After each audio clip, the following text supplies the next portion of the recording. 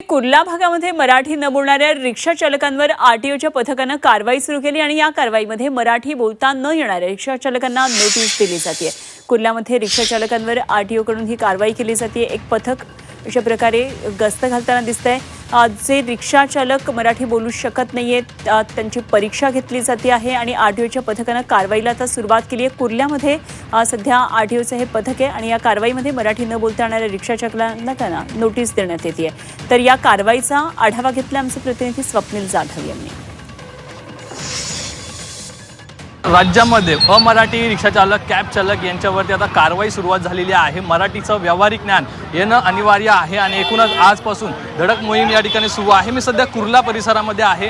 कुर्ल्यामधील जे रिक्षा चालक आहेत त्यांची तपासणी या ठिकाणी करण्यात येते, त्यांची तोंडी परीक्षा या ठिकाणी घेण्यात येते। त्यांचे अधिकारी ते स्वतः या ठिकाणी आहेत। मॅडम, कसा प्रतिसाद आहे? आज सकाळपासून ही खरं तर चौकशी सुरू झालेली आहे। आम्ही ज्यांना मराठी येत नाही आहे आम्ही त्यांना नोटीस इश्यू करतो। याने एक महिन्यामध्ये मराठी प्रशिक्षण घ्यावं आणि प्लस जर त्यांनी मराठी प्रशिक्षण 1 महिन्यामध्ये नाही घेतलं तर त्यांचं बॅच जे आहे किंवा पदवीकाळ पत्र म्हणतो तर ते 3 महिन्यापर्यंत आम्ही ते सस्पेंड करणार। मराठी आलं पाहिजे अशी मागणी आहे खरं तर आणि तो नियम लागू करण्यात आलेला आहे। मराठी येतं तुम्हाला? हो, येते।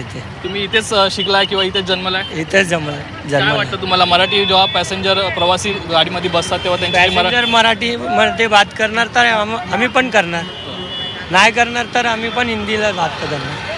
पण तुम्हाला काही हरकत नाही म्हणजे मराठी? काय नाही, काय विषय नाही, चालेल। मराठी पण चालेल, हिंदी पण चालेल, इंग्लिश पण चालेल, असं काय टेन्शन नाही। तर एखादा मराठी पॅसेंजर आला तर तुम्ही त्यांच्यासोबत कशा प्रकारे बोलता? कुठे जायचं आहे, काय करायचं? हाँ, वो बोलेगा मैं आपको कुत्ते जाना है तो बोलेगा कि दौड़ी लो या अथवा मागे मुड़ जाओ। कॅमेरा पर्सन प्रमोद गरुडसह स्वप्नील जाधव, G24 मुंबई।